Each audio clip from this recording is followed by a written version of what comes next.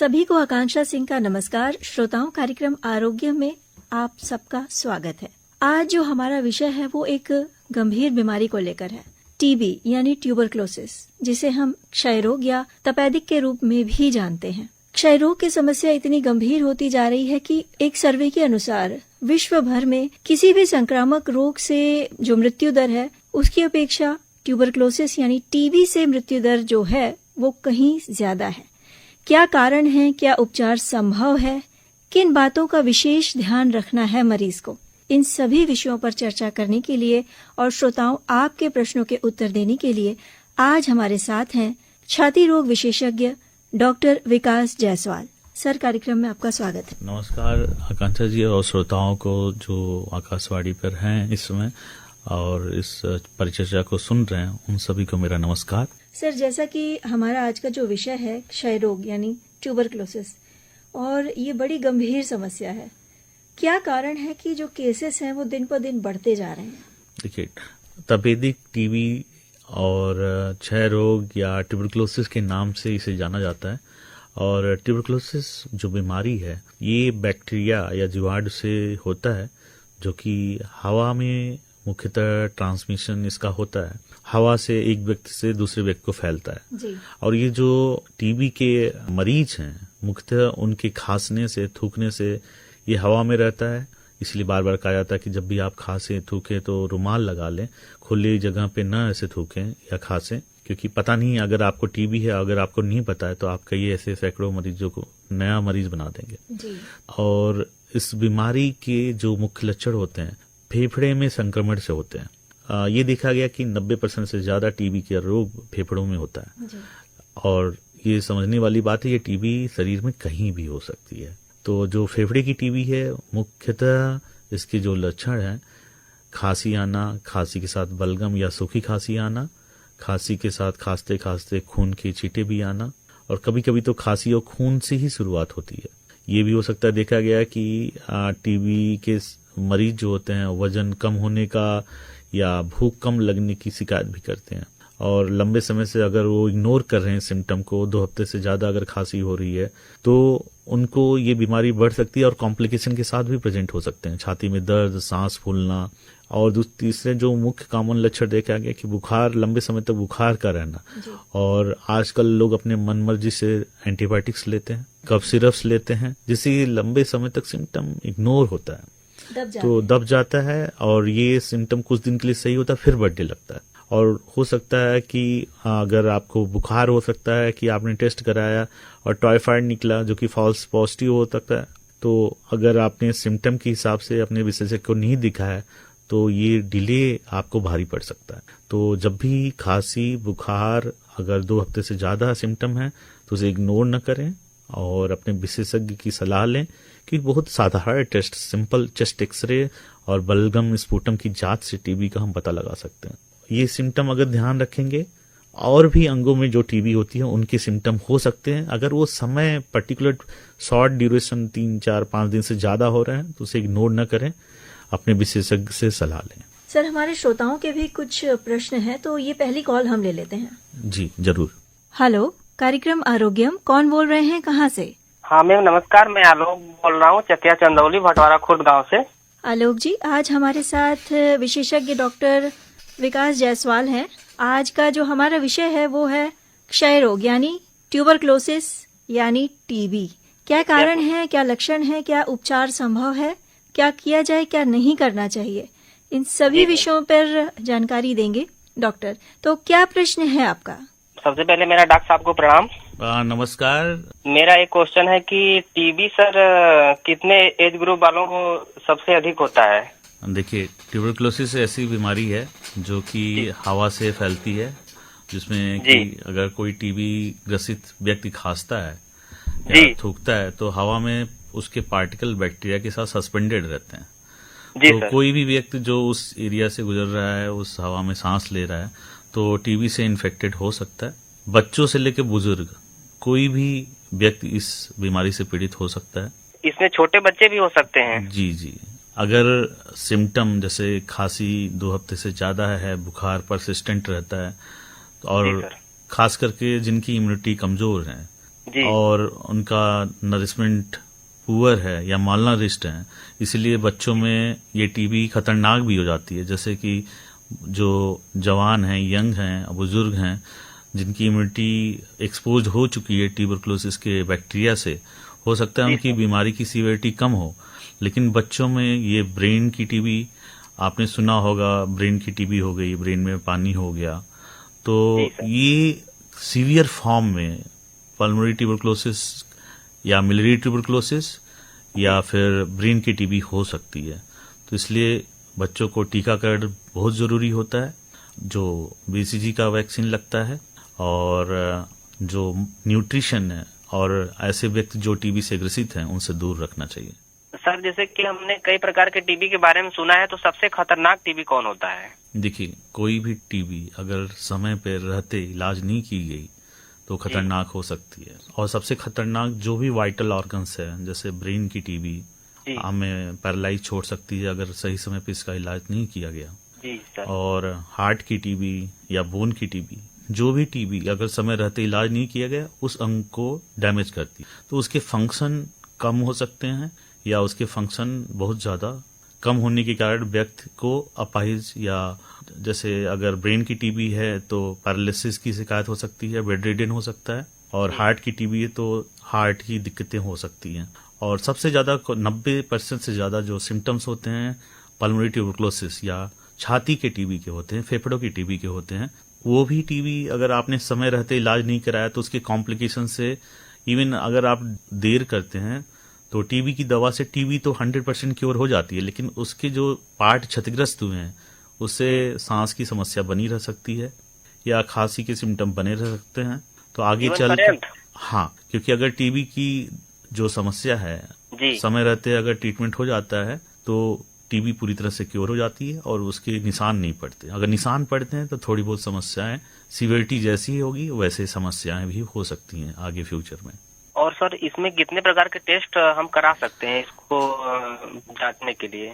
देखिए, ट्यूबरकुलोसिस हवा से फैलने वाली बीमारी है जो कि 90% से ज्यादा व्यक्तियों या समाज में जितने भी रोगी होते हैं उनमें पाई जाती है। तो सबसे पहला और बेसिक टेस्ट है जो कि भारत के सभी अस्पतालों में, सरकारी अस्पतालों में, प्राइवेट लैब्स में और सभी अस्पतालों में उपलब्ध है और बहुत सस्ते रेट पे है, और सरकार इसे पूर्णतः फ्री या फ्री ऑफ कॉस्ट उपलब्ध कराती है। तो जब भी खांसी हो, अगर व्यक्ति पैसे भी नहीं अफोर्ड करा सकता, किसी तरह अगर आप उसे देख रहे हैं तो उन्हें तुरंत सलाह दें कि आप अपने टीबी की जांच जाके प्राथमिक चिकित्सा केंद्र पर कराएं, और ये निःशुल्क उपलब्ध है, तो इसकी रिपोर्ट तुरंत आ जाती है। और सर, मेरा एक क्वेश्चन और था, जैसे कि गांव देहात में लोग पहले कहते थे, अब भी कहते हैं कि टीबी हो जाता है तो उसमें गदही का दूध दिया जाता है तो ज्यादा बेटर होता है, क्या ये सही है? समाज में कई तरह की भ्रांतियां होती है, ऐसी कोई भी इसका वैज्ञानिक सपोर्ट नहीं है, और ऐसी भ्रांतियों से बचें। सबसे पहला ये है, ये जाने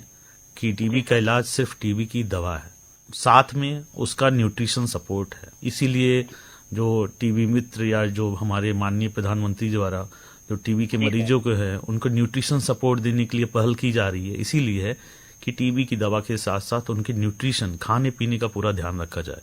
ठीक है सर, ठीक है, ओके सर, धन्यवाद। धन्यवाद सर। आपने बताया कि जो फेफड़े का टीबी होता है अधिकतर मरीज उसी के हैं जी, और भी किस तरह का टीबी होता है? ये देखा गया more than 87% is it pulmonary tuberculosis, फेफड़े की रोग 90% से ज्यादा होती है। ब्रेन की टीबी, बच्चों में अगर ये टीबी हो रही है तो ये मिलियरी ट्यूबरकुलोसिस के फॉर्म में, सीवियर फॉर्म में हो सकती है, क्योंकि ब्रेन की टीबी यानी मस्तिष्क में। जी जी, और इसे मेनिंजाइटिस, ट्यूबरकुलोसिस मेनिंजाइटिस भी सुना होगा, या सुना होगा मस्तिष्क में पानी भर गया और उसकी वजह से ब्रेन में रुकावट हो सकती है, तो बच्चों का ग्रोथ बहुत ही प्रभावित होता है। पैरालिसिस भी अगर यंग एज में हो रही है, पैरालाइज भी हो जाते हैं स्ट्रोक की वजह से।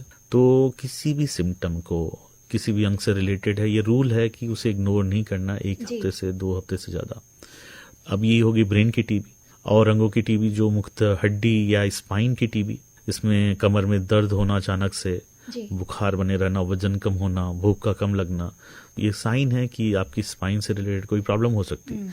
तो स्पाइन ट्यूबरक्लोसिस, जिसको अगर समय रहते डायग्नोसिस कर लिया जाए तो मरीज डिफॉर्मिटी से, स्पाइन के डिफॉर्मिटी से बच सकता है। तो इसे लंबे समय तक दवा इलाज खत्म होने के बाद भी, जो कि पूरी तरह से अर्ली स्टेज में अगर डिटेक्ट कर लिया जाता तो उसकी डिफॉर्मिटी नहीं होती, और कभी कभी ऑपरेशन भी, सर्जिकल ट्रीटमेंट भी देना पड़ता है। तो और अंगों में जैसे कि हृदय की टीबी, कई ऐसी मरीज हैं जो कि चेस्ट पेन की शिकायत लेके आते हैं, तो उनका एक्सरे या ईसीजी या और टीडी इको करने पर पता चलता है उनके हृदय में पानी हो गया, पेरिकार्डियल इफ्यूजन जैसे बोलते हैं। छाती में पानी भरना भी ट्यूबरक्लोसिस का पार्ट है। और इसका जो हृदय की टीबी है, इसका जो हम ब्लॉकेजेस कहते हैं, उससे कोई लेना देना नहीं है? जी नहीं, देखिए ब्लॉकेज होते हैं, उसके सिम्टम डिफरेंट हो, इसीलिए विशेषज्ञ से हमें सलाह लेनी चाहिए कि अगर चेस्ट पेन है उसे इग्नोर नहीं करना। वो अगर रेयर है, वैसे कॉमन नहीं है, बट ये हो सकती है। और साथ साथ में बच्चों में जैसे पेट की टीबी, आंतों की टीबी, पेट दर्द होता है, लगातार वॉमिटिंग की शिकायत हो सकती है, डायरिया या लूज मोशन हो सकता है, और ये यंग एज में भी हो सकता है। किसी को टीबी किसी एज में भी हो सकती है, और 90% से ज्यादा अगर टीबी जो फेफड़ों की है तो इसका मतलब ये नहीं कि और अंगों में नहीं हो सकती। कोई भी शरीर का भाग है जो ऐसा नहीं है जो टीबी से प्रभावित नहीं हो सकता। जननांगों की टीबी, फैलोपियन ट्यूब्स की टीबी की वजह से इनफर्टिलिटी की संख्या बढ़ती जा रही है महिलाओं में। और इसके साथ आंखों की टीबी, जिसमें हमारे ब्लाइंडनेस भी बढ़ सकती है अगर समय रहते डायग्नोस नहीं किया गया। और ये आंखों की टीबी जो होती है सर, तो इसके लक्षण क्या है? वो जो भी अंग है उससे रिलेटेड लक्षण होंगे। अगर आंखों की टीबी है तो आपको आंखें रेड होना या आंखों में दर्द होना, या और भी इससे एसोसिएटेड लक्षण है जैसे कि वेट लॉस होना, और एक्सीडेंटली जब ऑप्थेल्मोलॉजिस्ट जो हमारे आंख रोग के विशेषज्ञ हैं चेक करते हैं रूटीन में, उसमें भी पाया जा सकता है। अच्छा।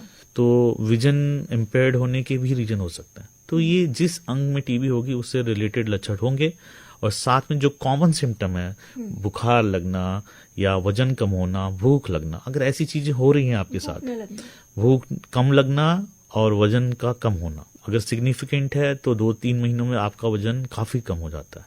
10% से ज्यादा अगर आपका वेट लॉस हो रहा है ओवर द 2 to 3 मंथ, तो इसे सिग्निफिकेंट माना जाता है, और ये देखा जाता है कि इसको जरूर कार्ड ढूंढें, अपने विशेषज्ञ से सलाह लें। हो सकता है कोई ऐसी बीमारी हो जो तुरंत इलाज से ठीक हो सकती है। तो टीबी एक ऐसी बीमारी है जो डायग्नोज भी हो सकती है जल्दी, और ये पूरी तरह से क्योर होती है, और इसका पूरा ट्रीटमेंट सरकार निःशुल्क उपलब्ध कराती है। अपने नजदीकी स्वास्थ्य केंद्र भारत में किसी भी कोने में हो, ये निःशुल्क उपलब्ध है, और प्राइवेट में भी उपलब्ध है, और इसके बहुत ही मिनिमल चार्जेस होते हैं। जी सर, यानी कि फेफड़ों का जो टीबी है सिर्फ वही संक्रामक है, उसके अलावा जो शरीर के किसी भी अन्य हिस्से में अगर टीबी है वो संक्रामक नहीं है? देखिए, ट्यूबरक्लोसिस बैक्टीरिया जो हवा से फैलने वाली बीमारी है, बहुत ही रेयर केस में एब्डोमिनल ट्यूबरक्लोसिस जो फूड में, क्योंकि मनुष्य जो है इसका सबसे अच्छा होस्ट है ट्यूबरक्लोसिस का, बैक्टीरिया का, तो उसमें सरवाइव करता है। एनिमल अगर कोई ऐसा मांस कच्चा खा रहे हैं, अधपका मांस खा रहे हैं, या दूध है जो कि ट्यूबरक्लोसिस बीमारी से पीड़ित जानवर हैं उनका ले रहे हैं, तो रेयर केस में ऐसा कभी कभी लिटरेचर्स में देखने को मिलता है कि उससे सोर्स हो सकता है, बट जो भी कॉमन सोर्स हैं सब हवा में जीवाणु के फैलने से होते हैं। अगर मरीज जो है टीबी जो फेफड़ों का है, तो उसके खांसने से, अगर अर्ली स्टेज में है, अगर आप खांसी को इग्नोर कर रहे हैं, तो ऐसे 10 से 15 व्यक्ति को आप टीबी पहुंचा चुके होते हैं। इसीलिए कहा जाता है कि जब भी आप खांसे कफ एटिकेट्स को फॉलो करें, जो कि हमने कोरोना में किया है, उसको हमें पूरे लाइफ लॉन्ग याद रखना है। अगर कोल्ड है तब भी आपको खांसते समय रुमाल या हाथ का सहारा लेना है कि उसको कहीं दूर न फैले, हवा में न फैले। कोल्ड में भी वायरल स्प्रेड होता है इन्फ्लुएंजा का, तो उस समय भी खांसते समय, छींकते समय हमें रुमाल लगाना है और मुंह ढकना है। हाँ, ये हमारे आदत में होना चाहिए। जी सर, एक प्रश्न है कि अगर गर्भवती महिला टीबी की मरीज है तो उसका जो गर्भस्थ शिशु है उस पे, या जो नवजात है उस पे कितना असर होगा? क्या उस बच्चे को भी टीबी की शिकायत हो सकती है? अब पहली बात तो ये जानिए, ट्यूबरक्लोसिस का इलाज गर्भवती महिलाओं को भी पूरा लेना है। हालांकि कुछ कॉम्प्लिकेशन होते हैं, लेकिन सुरक्षित दवाएं उपलब्ध हैं। अगर अपने प्रेगनेंसी के दौरान अगर ट्यूबरकुलोसिस डायग्नोस्ड है तो आपको दवा पूरी करनी है, जी। विशेषज्ञ की सलाह लेनी है। अगर आप टीबी के मरीज हैं, कोशिश करें दवा पूरी होने तक प्रेगनेंसी या गर्भ धारण न करें। और अगर आप टीबी के मरीज हैं और ये प्रेगनेंसी के बाद, शुरुआत के बाद अगर डायग्नोस होती है तो दवा पूरा कोर्स करें और सुरक्षित दवाएं अपने विशेषज्ञ सलाह से लें। और ये देखा गया है कि अगर दवाओं पे मरीज है तो बच्चों की इसके जाने की संभावना बहुत कम होती है। कई केसेस में ये देखा गया कि अगर वो सुरक्षित प्रसव नहीं हो रहा है, किसी में रेयर ट्रांसमिशन होने की संभावना रहती है, लेकिन अगर दवा पर हैं और प्रसव सुरक्षित हाथों में हो रहा है तो न के बराबर इसका ट्रांसमिशन होता है, क्योंकि ये हवा से फैलने वाली बीमारी है। ब्लड से इसका ट्रांसमिशन बहुत ही कम देखा गया है और बच्चा पूरी तरह से इससे सुरक्षित हो सकता है। हाँ, ये देखा गया कि अगर प्रसव के बाद बच्चा दूध पी रहा है तो माँ को अगर टीबी फैलने वाली है तो मास्क लगाएं और बच्चे को टीकाकरण समय पे कराएं। और टीबी की दवा माँ को पूरी करनी है और कुछ दवाएं बच्चों को भी जरूरत पड़ने पे दी जाती हैं। तो इस बात का ध्यान रखें और अपना इलाज पूरा करें, और यही सबसे सुरक्षित तरीका है बच्चों को बचाने का और खुद को बचने का। सर, ये तो फेफड़ों की टीबी से अगर मां संक्रमित है, तो अगर फेफड़ों के अलावा शरीर के किसी भी हिस्से में टीबी है तो उसका क्या असर होगा बच्चे पे? देखिए, अगर अन्य जगहों पे टीबी है तो बच्चा पूरी तरह से नेचर द्वारा इस तरह से बनाया जाता है कि वो सुरक्षित रहता है। तो वो ब्लड जो बैरियर है वो बच्चे को प्रोटेक्ट करता है जी। मुख्यतः ये देखा गया कि स्तनपान कराने पर अगर खांसने से ही जो टीबी फैलती है बच्चों में फैलती है। अच्छा। और जगहों से ये टीबी फैलने की संभावना न के बराबर है जी। हेलो, कार्यक्रम आरोग्यम, कौन बोल रहे हैं, कहाँ से? मैं सत्यनारायण बोल रहा हूँ, चंदौली जिला है, मुगलसराय से। सत्यनारायण जी नमस्कार, मैं डॉक्टर विकास जायसवाल, छाती एवं टीबी रोग विशेषज्ञ, बताइए। हाँ, हमारा एक प्रश्न यही है कि अब टीबी रोग में ये भी शामिल तो नहीं है जो कि मतलब ज्यादा आवाज, इसमें डेथ का हुआ चाहे कोई मारपीट का हुआ, उस समय जो आवाज ज्यादा होता है तो वो दिल का धड़कन है ना बढ़ जाता है। हाँ, जैसे सत्यनारायण जी, ट्यूबरकुलोसिस एक संक्रामक बीमारी है। ये टीबी ग्रसित रोग व्यक्ति जब खांसता है या थूकता है तो उससे टीबी के बैक्टीरिया हवा में होते हैं और वह जब कोई व्यक्ति सांस लेता है तो टीबी के रोग से ग्रसित हो सकता है। तो टीबी के रोग जो मुख्यतः होता है छाती या फेफड़े या लंग्स कह लें जिसे, उसमें इनका इन्फेक्शन ज्यादा होता है। तो उसके जो लक्षण है मेनली खांसी आना, खांसी के साथ बलगम आना, खांसी के साथ खून भी आ सकता है और सांस फूलने की भी समस्या हो सकती है। साथ में हो सकता है कि उस व्यक्ति को बुखार भी लंबे समय से हो रहा हो, जिसे लोग और दूसरी बीमारी समझकर इलाज करते रहते हैं। और अगर दिल से संबंधित कभी टीबी होती है तो उसमें ऐसी समस्याएं बहुत कम देखने को मिलती हैं जो आप बता रहे हैं। तो ऐसा कोई घबराने की जरूरत नहीं है। अपने हृदय रोग विशेषज्ञ कार्डियोलॉजिस्ट से एक बार सलाह लें। ईसीजी जो ये बेसिक जांच है हृदय की, और छाती का एक्सरे करा के वो देखेंगे। अगर ऐसे कोई सिम्टम्स होंगे तो वो जरूर आपको बताएंगे, और इसको इग्नोर न करें और अपने छाती रोग विशेषज्ञ या हृदय रोग विशेषज्ञ से इसकी सलाह लें। और हृदय की टीबी में ऐसे लक्षण बहुत कम मिलते हैं। अगर आपको बुखार हो रहा है या खांसी हो रही है, खांसी बुखार एक सब तो नहीं आती है। हाँ। लेकिन तेज जो आवाज बजता है ना, तो तेज आवाज है ना, हमारे दिल में घबराहट होती है आपको। हाँ, घबराहट हो जाती है। हाँ, सर में चक्कर आने लगता है। हाँ, तो इसमें अपने हृदय रोग विशेषज्ञ से एक बार जरूर सलाह लें इसकी। जी, धन्यवाद सत्यनारायण जी, ख्याल रखिए। नमस्कार। हेलो, नमस्ते, कार्यक्रम आरोग्य में आपकी कॉल लगी है, कौन बोल रही हैं? नमस्कार सर, प्रिया शर्मा बोल रही हूँ। ये मेरा प्रश्न ये है कि मुझे ना और ट्यूबरकुलोसिस की समस्या है, उसकी दवा भी मेरी चल रही है, लगभग 4 से 5 मंथ हो चुके हैं। तो मुझे ये पूछना था कि क्या अभी मुझे मतलब दवा से बेटर फील हो रहा है, बट क्या मुझे दवा भी कंटिन्यू करनी चाहिए या छोड़ देनी चाहिए? नमस्ते प्रिया जी, मैं डॉक्टर विकास जायसवाल, चेस्ट फिजिशियन। आपका क्वेश्चन कई लोगों का यही क्वेश्चन है और रहता है हमारे ओपीडीज में। तो प्रिया जी, पहली बात तो ये जानिए कि ट्यूबरकुलोसिस बीमारी जो होती है ये बैक्टीरिया से होती है, ठीक ठीक है।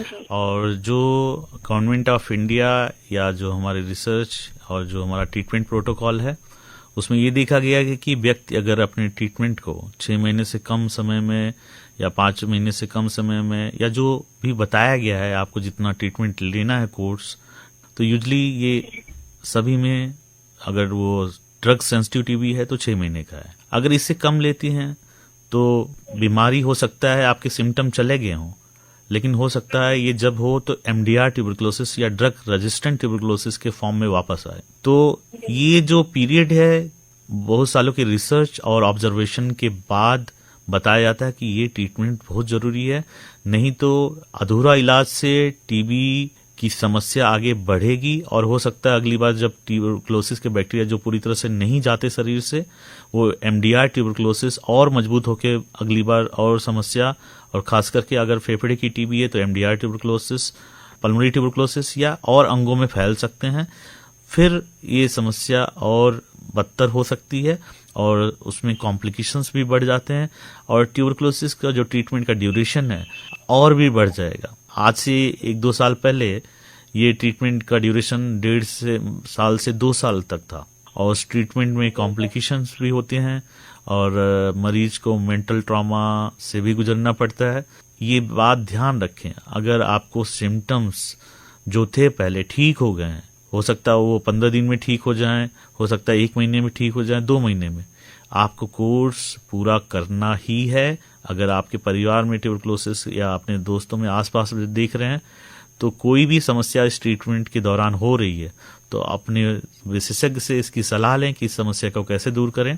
और अगर आप ठीक महसूस कर रहे हैं तो बहुत अच्छी बात है, उस ट्रीटमेंट को नहीं छोड़ना है, आपको पूरा कोर्स करना है और कोर्स पूरा करने से पहले भी अपने विशेषज्ञ से सलाह लेनी है कि क्या हम ट्यूबरकुलोसिस के कोर्स अब बंद कर सकते हैं।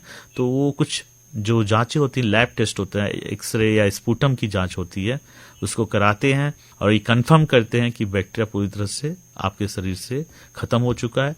हो सकता है कई मामलों में इस ट्रीटमेंट को और भी बढ़ाना पड़ सकता है, तो अपनी मर्जी से या दूसरे के कहने पे टीबी का ट्रीटमेंट कतई न बंद करें।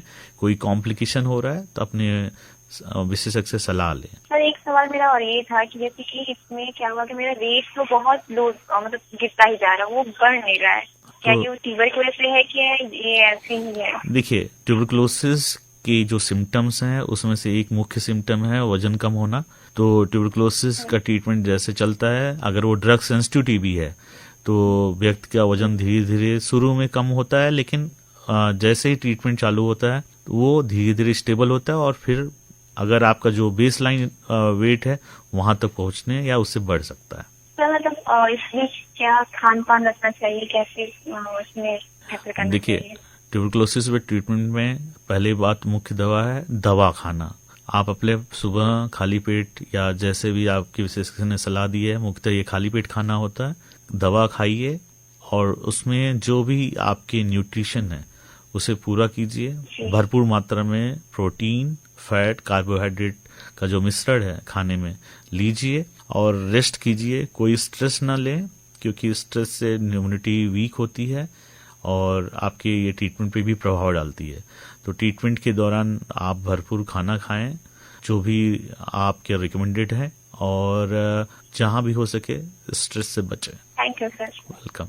ड्रग रेजिस्टेंस टीबी या एमडीआर टीबी, इसके बारे में थोड़ा सा विस्तार से बताइए, कितना घातक हो सकता है? ट्यूबरकुलोसिस के बैक्टीरिया हैं, इनकी 4 मुख्य दवा होती है जो कि प्राइमरी ट्यूबरकुलोसिस के लिए है या ड्रग सेंसिटिव ट्यूबरकुलोसिस भी इसी को कहते हैं, जिसमें ये देखा गया है कि टेस्ट करने पर ये चारों दवाएं उस बैक्टीरिया के अगेंस्ट काम करती हैं और उसे पूरी तरह से खत्म करती हैं। अगर बैक्टीरिया शुरू में, जो कि मुख्यतः सिर्फ 4 से 7% लोगों में पाया जा रहा है आजकल, जिस पर मुख्य दवा काम नहीं करती, तो उसे एमडीआर ट्यूबरकुलोसिस कहते हैं या ड्रग रेजिस्टेंस ट्यूबरकुलोसिस कहते हैं। तो ये शुरू में ही अभी सभी संस्थानों में, चाहे वो सरकारी हो चाहे प्राइवेट हो, इस टेस्ट को ट्यूबरकुलोसिस डायग्नोसिस के शुरू में ही कर लिया जाता है कि ये दवा काम कर रही है कि नहीं, या इससे एसोसिएटेड जो दवाएं हैं उसके भी टेस्ट लगाए जाते हैं, जिससे कि ये देख लिया जाता है कि मुख्यतः जो दवाएं काम करती हैं वो काम कर रही हैं, तो वो ड्रग सेंसिटिव ट्यूबरकुलोसिस हो गया। अगर उसमें रिफैम्सिन रेजिस्टेंस है तो उसे ड्रग रेजिस्टेंस या एमडीआर ट्यूबरक्लोसिस कहते हैं। तो ये देखा गया कि जो न्यू मरीज हैं एमडीआर के वो 4 से 7% पाए जा रहे हैं, लेकिन जो व्यक्ति ट्रीटमेंट छोड़ देते हैं या किसी वजह से उनका ट्रीटमेंट के बाद दोबारा ट्यूबरक्लोसिस होता है, ये आंकड़ा 17 से 25% तक भी पहुंच सकता है। इसलिए हमारा यही जोर होता है कि आप अपने वजन और अपने विशेषज्ञ की सलाह पे जो डोज दिया गया है उसमें कोई कटौती न करें। अगर कोई प्रॉब्लम हो रही है, कॉम्प्लिकेशन हो रहा है, उसे अपने डिस्कस करें और पूरा जो रिकमेंडेड डोज है उसे पूरा करें, पूरा कोर्स पूरा करें। उसके बीच में कोई ऐसी चीज न छुपाएं जो आप सलाह के विरुद्ध कर रहे हो। जैसे कि कोई है 4 टैबलेट बोलेगी तो आप 3 टैबलेट खा रहे हैं। तो दवाएं वजन के हिसाब से रिकमेंडेशन दी जाती हैं और जो डोज है उसे पूरा करें और कोर्स पूरा करें। ये 2 बात ध्यान रखना जरूरी है, डोज और कोर्स। कोई कॉम्प्लिकेशन दवा है, हो सकता है एसिडिटी या नोजिया वोमिटिंग हो सकती है, तो उसे बीच बीच में इसीलिए फॉलोअप के लिए बुलाया जाता है कि मंथली या वीकली तो उसे आएं और रिलेटेड टेस्ट कराएं और उसको कॉम्प्लिकेशन को दूर किया जा सकता है। तो एमडीआर ट्यूबरक्लोसिस आने वाले समय में एक समाज के लिए गंभीर समस्या बन सकती है। और ये आजकल जो व्यक्ति खांसी या जो लक्षण हैं ट्यूबरक्लोसिस के उसको इग्नोर करते हैं, दवाएं जो केमिस्ट पे जाकर कफ सिरप लेते हैं, अपने मन से एंटीबायोटिक लेते हैं। तो आने वाले समय में जो कि हम देख रहे हैं अब कि जो पहले दवाएं काम करती थी उसमें रेजिस्टेंस आ गया है, दवा काम नहीं कर रही है, उससे ट्रीटमेंट के कॉम्प्लिकेशन बढ़ते हैं और जो बीमारी है उसकी खुद के कॉम्प्लिकेशन है वो भी व्यक्ति को बढ़ते हैं। डॉक्टर, 24 मार्च को हम विश्व टीबी रोग दिवस मनाते हैं, जिसका उद्देश्य यही है कि लोगों के बीच, आम जन के बीच जागरूकता फैले इस बीमारी को लेके और समाज से, देश से, विश्व से बीमारी पूरी तरह मिटाई जा सके। चलते चलते आप श्रोताओं से क्या कहेंगे? जानकारी ही बचाव है। अगर जानकारी है तो इसका इलाज पूरा है और इलाज है तो डर किस बात की। तो टीबी को जाने, टीबी रोग व्यक्ति की सहायता करें, इसके लक्षण को जल्दी से जल्दी पहचाने, बिना सलाह के एंटीबायोटिक्स न लें। इसका इलाज पूरा है, इस रोग की दवा पूरी तरह से उपलब्ध है, निःशुल्क उपलब्ध है सरकारी केंद्रों पे। इससे डरे ना, इसका पूरा इलाज करें और इसके किसी भी कॉम्प्लिकेशन से डरे ना और अपने विशेषज्ञ की सलाह लेके इस रोग को दूर भगाएं। तो जैसा कि डॉक्टर ने कहा कि सही समय पर इलाज, इस बीमारी के लक्षण को पहचानना, पूरी तरह से इलाज करना, सही समय पर दवाएं लेना और साथ ही अपने खान पान का विशेष ध्यान रखना और साथ ही योग, प्राणायाम अपने दैनिक दिनचर्या में शामिल करना। इन सभी चीजों को ध्यान में रखते हुए अगर व्यक्ति टीबी का इलाज करेंगे तो ये रोग सिर्फ शरीर से ही नहीं बल्कि हमारे समाज से, देश से और विश्व से भी पूरी तरह गायब हो सकता है। बस जरूरत है एक कदम आगे बढ़ाने की। सर, आप कार्यक्रम में आए और इतनी जानकारी हमसे और श्रोताओं संग साझा की, आपका बहुत बहुत धन्यवाद। धन्यवाद। श्रोताओं, कार्यक्रम आरोग्यम आज यहीं समेटेंगे। अगले सप्ताह एक नए विषय के साथ, नए विशेषज्ञ के साथ आपसे होगी फिर मुलाकात। आज्ञा दीजिए आकांक्षा सिंह को। नमस्कार।